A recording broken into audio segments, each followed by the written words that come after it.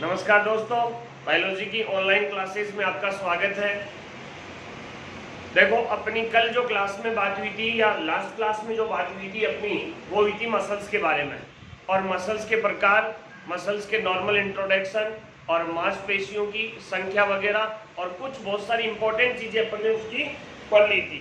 अब इसके बाद अपन पढ़ेंगे इनकी स्ट्रक्चर के बारे में, मसल्स की संरचना के बारे में। नेक्स्ट टॉपिक आपका है मसल्स स्ट्रक्चर।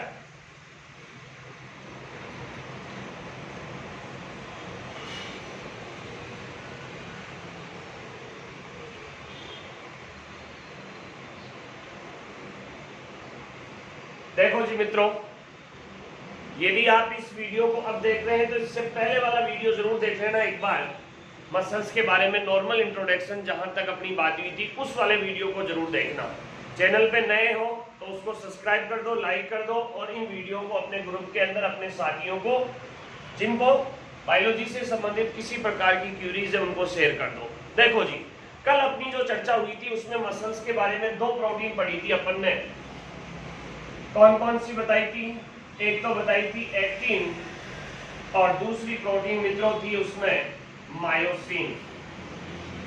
कौन कौन सी प्रोटीन थी? दो, एक तो एक्टिन और दूसरी कौन सी थी? मायोसिन। इस एक्टिन के तंतु होते हैं ना, वो होते हैं पतले तंतु और इसके होते हैं मोटे तंतु, मतलब इनके फाइबर बनेंगे। एक्टिन के बनते हैं वो कौन से होते हैं? थिन और इसके होते हैं थिक। ठीक है, पतले जो होते हैं ना, पतले इनको कहते हैं अपन, पतले तंतुओं को कहते हैं आई बैंड और मोटे वालों को कहते हैं ए बैंड। एक नाम और है इनका, इनको कहते हैं आइसोट्रोपिक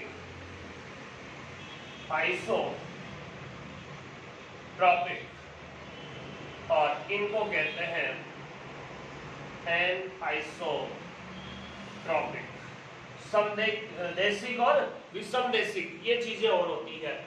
अब सुनो जी, मसल्स की जो स्ट्रक्चर होती है, हमेशा जो संरचना होती है वो संरचना होती है तंतुओं के रूप में और इन तंतुओं को कहते हैं मसल्स फाइबर या फिलामेंट्स या तंतु। कौन से बोलते हैं? पेशीय तंतु।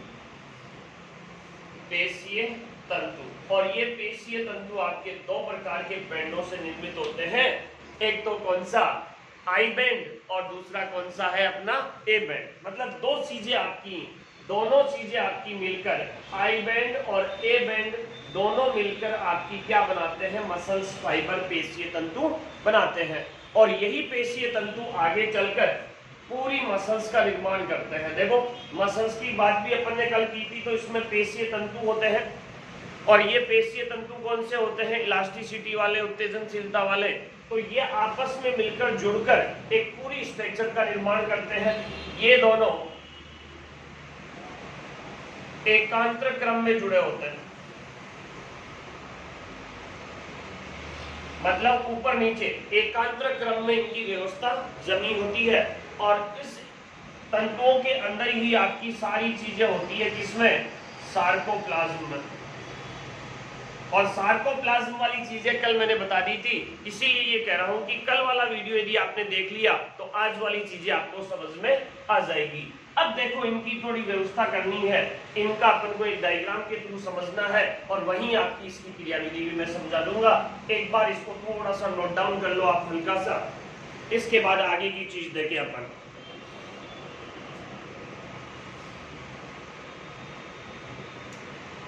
हटा दिया जाए? ठीक है जी। अब देखो इनकी व्यवस्था, ए बैंड और दूसरे कौन से हैं अपने? I band. तो ए बैंड और आई बैंड की स्ट्रक्चर जो जमा होती है मसल्स में, वो कैसे होती है उसकी चर्चा अपन को करनी है। देखो, एक छोटे से डायग्राम के थ्रू आप देखो इनको।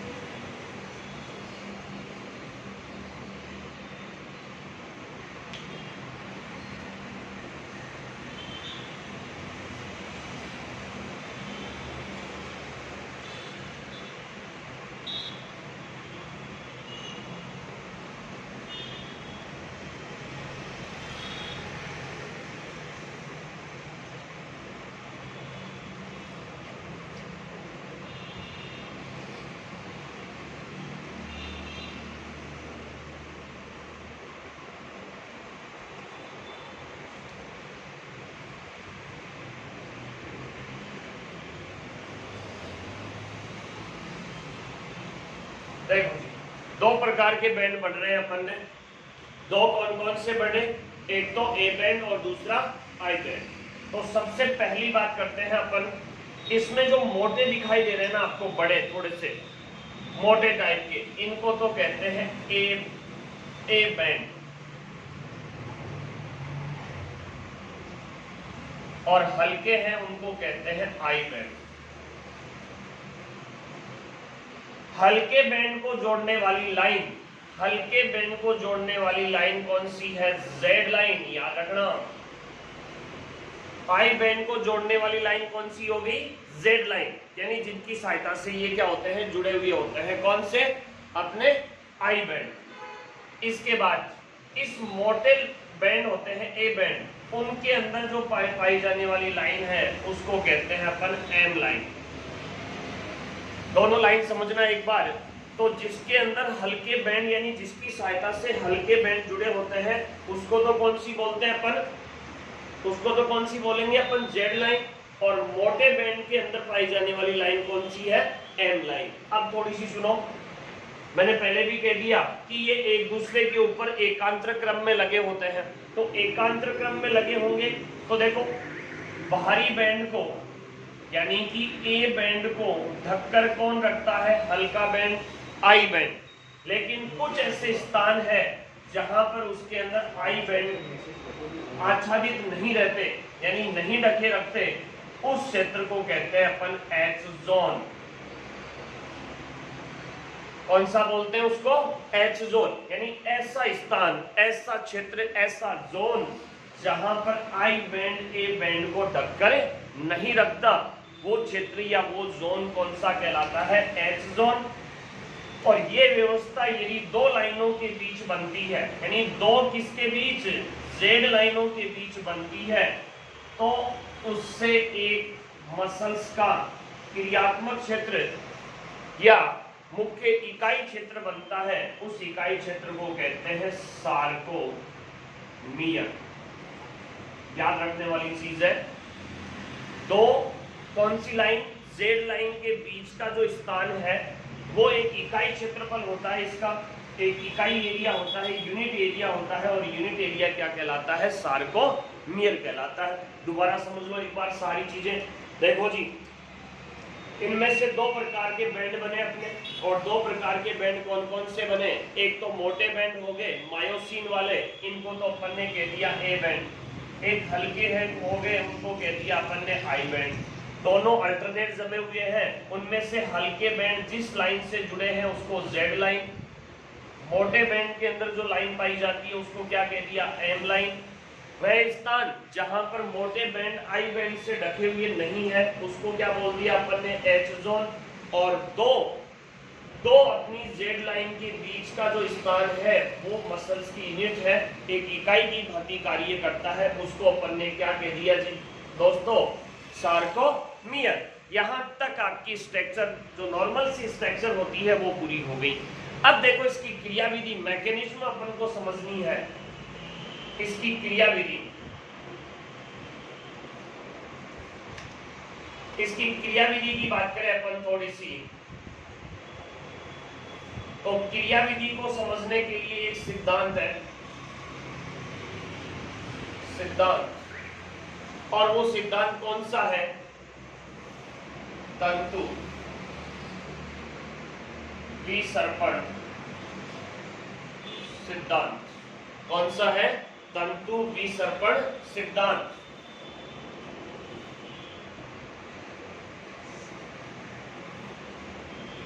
फिलामेंट थ्योरी मतलब आपका एक कोई तंतु होता है पर्टिकुलर, उस तंतु के द्वारा एक दूसरे के ऊपर विसर्पण होता है, और वो विसर्पण कैसे होता है उसकी चर्चा अपन आज करेंगे। कैसे? देखो जी, सबसे पहले मैंने ये बताया था आपको, कल भी चर्चा की थी अपन ने, तंत्रिका प्लस पेशीय जो संगम होता है, उस संगम पर, संगम का नाम लिखा दिया था मैंने, अंत्य पट्टिका या मोटर एंड प्लेट्स। कल भी चर्चा हुई थी अपनी इसके बारे में। उस संगम पर सबसे पहले एक न्यूरोट्रांसमीटर मुक्त होता है। बताओ उसका नाम बताओ। न्यूरो ट्रांसमीटर, कल लिखाया था मैंने आपको न्यूरो ट्रांसमीटर कौन सा, ACH, एसिटिलीन कोलिन। कौन मुक्त होता है, एसिटिलीन कोलिन, ACH मुक्त होता है। और ये ACH क्या करता है, यहां से सार्कोप्लाज्म में नर्व इंपल्स उत्पन्न करता है, तंत्रिका आवेग उत्पन्न करता है, आवेग उत्पन्न करेगा। देखो जी, जैसे ही आपके पास कोई संदेश आया, मसल्स और नर्व जहां पे जुड़ी होती है उसको अपन ने कह दिया कौन सा, मोटर एंड प्लेट, यानी नर्व और मसल्स का स्थान है अंतः पट्टिका है। और अंतः पट्टिका पर कौन मुक्त हुआ, ACH। ACH वहां से नर्व से किस में फैल गया, सार्कोप्लाज्म में, कल चर्चा हुई थी अपनी। और सार्कोप्लाज्म में फैलते ही तंत्रिका आवेग उत्पन्न होता है। और इस तंत्रिका आवेग के कारण सार्कोप्लाज्म की ER से क्या मुक्त होता है, कैल्शियम मुक्त होता है। और कैल्शियम मुक्त होते ही क्या क्या चेंजेस आते हैं, देखो ट्रोपोनिन के स्थल क्या हो जाएंगे, खुल जाएंगे। ट्रोपोनिन के स्थल खुल जाएंगे, जिससे एक्टिन और मायोसिन के बीच क्या बनेगा, बंध बनेगा। मतलब एक्टिन और मायोसिन जो तंतु है, बैंड है, वो आपस में अटैच हो जाएंगे। और उस अटैच के कारण देखो क्या क्या चेंज आता है। सबसे पहली बात, जेड लाइन की लंबाई क्या होगी, कम हो जाएगी। मतलब जेड लाइन की शक्कर क्या हो जाती है, समीप आ जाती है। दूसरी बात, आई बैंड, और दूसरा कौन सा, आई बैंड के साथ कौन सी जुड़ी हुई है, एच जोन की लंबाई क्या हो जाएगी, कम, लंबाई कम हो गई। और कम होते ही आपको पता है सार्कोमियर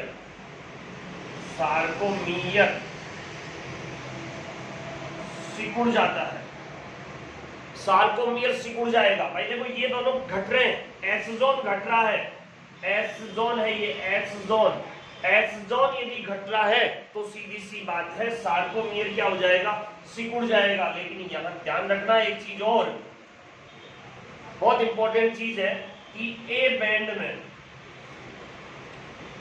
कोई परिवर्तन नहीं आता। और ये क्वेश्चन आपकी हर एक एग्जाम में पूछा जाता है, 4 स्टेटमेंट दे देता है और चारों स्टेटमेंट के आधार पर ये स्टेटमेंट अलग होता है इसमें कि ए बैंड की लंबाई में किसी प्रकार का कोई परिवर्तन नहीं आता, कोई चेंजेस नहीं आता। इस प्रकार की इस क्रिया को कहते हैं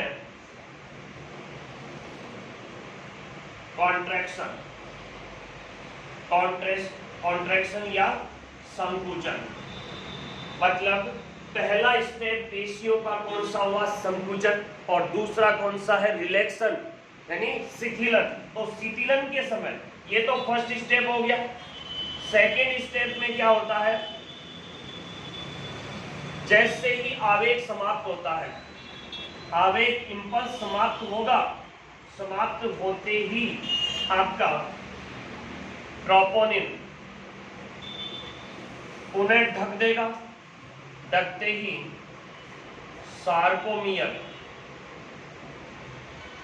पहले वाली स्थिति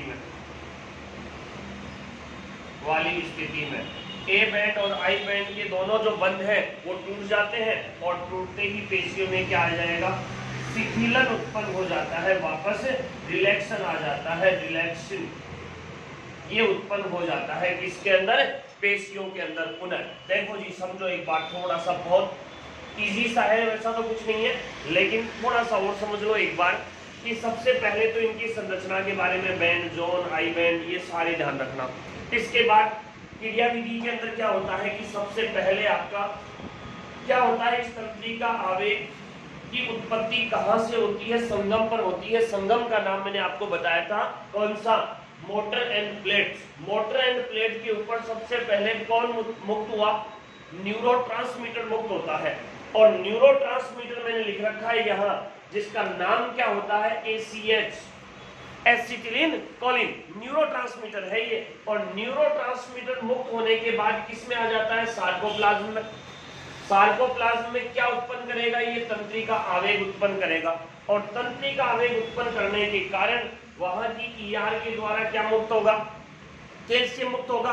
कैल्शियम ट्रोपोनिन के जो ढके हुए स्थल है उनको खोल देगा, जिससे एक्टिन मायोसिन के साथ क्या बना लेगा? बॉन्ड, और बॉन्ड बनाएगा तो ये खींचेगा, और खींचेगा तो क्या क्या चेंज आएंगे? ये रे चेंज, परिवर्तन। देखो पहला चेंज, जेड लाइन की लंबाई क्या हो जाती है? कम। दूसरा चेंज, आई बैंड और एच जोन की लंबाई भी क्या हो जाती है? कम। सार्कोमियर लंबाई के कम होने से क्या हो जाएगा? सिकुड़ जाएगा, और सार्कोमियर सिकुड़ेगा लेकिन ए बैंड में किसी प्रकार का कोई परिवर्तन नहीं आता, अर्थात पेशियां क्या हो जाती है? संकुचित। तो आपका पहला स्टेप ये कौन सा हो गया? संकुचन। संकुचन, कॉन्ट्रैक्शन। तो कॉन्ट्रैक्शन के थ्रू निम्न में से कौन से परिवर्तन आते हैं? शीतलन के थ्रू कौन से परिवर्तन आते हैं? तो ये चार ऑप्शन आपको ध्यान रखने हैं। चार ऑप्शन में से ये चारों याद हो गए, शीतलन का अपने आप ही याद हो जाएगा। शीतलन वाले में क्या होता है? तंत्रिका आवेग समाप्त हो जाएगा, आवेग समाप्त होते ही ट्रोपोनिन वापस ढक लेगी, और ढकते ही आपको पता है वहां से जो एक्टिन के साथ बंध बना था मायोसिन का, वो बंध टूट जाएगा, और बंध टूटेगा, एच जेड लाइन की लंबाई वैसी की वैसी, एच जोन की लंबाई भी वैसी की वैसी, और सार्कोमियर पहली वाली पोजीशन में आ जाता है, अर्थात पेशियों में क्या आ जाता है? रिलैक्सेशन आ जाता है या शिथिलन आ जाता है। अब देखो इस पूरी क्रिया के लिए कंप्लीट भाई संकुचन और शिथिलन दो स्टेप है ना इसके, संकुचन और दूसरा कौन सा हो गया? शिथिलन। संकुचन और शिथिलन के लिए जब ऊर्जा का भाग चाहिए, ऊर्जा का माध्यम चाहिए गति के लिए, ऊर्जा वो मिलती है केराटिन फास्फेट से। किससे मिलती है? केराटिन फास्फेट, लिख लेना साइड में नहीं दिख रहा तो, केराटिन फास्फेट से मिलती है ऊर्जा, और इस ऊर्जा का स्रोत जो होता है ना, वो स्रोत होता है ग्लूकोज, और ग्लूकोज का होता है अनोक्सीय श्वसन, अनोक्सीय श्वसन O2 की अनुपस्थिति में, जिससे बनता है लैक्टिक एसिड, और लैक्टिक एसिड से आती है थकान। लैक्टिक एसिड से क्या उत्पन्न होती है? थकान। तो थोड़ा सा यहाँ इंपॉर्टेंट चीज, एक बार थोड़ी फैक्ट वाली चीजें देखो, कि जैसे आप कोई हार्डवर्क करते हो, दौड़ते हो, एक्सरसाइज करते हो, उस समय आपके शरीर को क्या चाहिए? एनर्जी चाहिए, ऊर्जा चाहिए। तो अब वो ऊर्जा कहाँ से मिले? आपके पेशियों में या तो ग्लूकोज होगा या संग्रहित क्या होगा? ग्लाइकोजन। और पेशियों के अंदर जो ऊर्जा मिलती है वो हमेशा किससे मिलती है? बताओ, ऑक्सीकरण से। अब ऑक्सीकरण ऑक्सीजन की उपस्थिति में होता है तो उसको ऑक्सीय, और ऑक्सीजन की अनुपस्थिति में होता है तो उसको क्या बोलते हैं अपन? अनोक्सीय। तो यहाँ इस ग्लाइकोजन का या ग्लूकोज का किसकी उपस्थिति में? ऑक्सीजन की अनुपस्थिति में ऑक्सीकरण हुआ। दो स्टेप याद रखना, ऑक्सीजन की अनुपस्थिति में पादपों में तो बनता है एल्कोहल, और जंतुओं में मांसपेशियों में कौन बनता है? Lactic acid. और ये लैक्टिक एसिड दोस्तों क्या करता है? अपनी मांसपेशियों के जो जॉइंट होते हैं, मसल्स के जॉइंट होते हैं, उन जॉइंट में जमा हो जाता है, जिससे आपको शारीरिक थकान का अनुभव होता है। मतलब शरीर थका हुआ सा अनुभव होता है, लेकिन धीरे धीरे वो वहां से उन जॉइंटों से हटता जाता है, थकान क्या हो जाती है? उतर जाती है। तो ये थी मसल्स की क्रियाविधि के बारे में, कार्य प्रणाली के बारे में, संरचना के बारे में, और इसके प्रकारों के बारे में अपनी पहले वाले वीडियो में बात हो चुकी है। आपके लिए ये वीडियो बहुत अच्छे हैं, इंपॉर्टेंट है, आप रेगुलर देखते रहें, और इन वीडियो को चैनल को सब्सक्राइब भी करें, और इन वीडियो को लगातार शेयर करते रहें। धन्यवाद आपको, थैंक यू।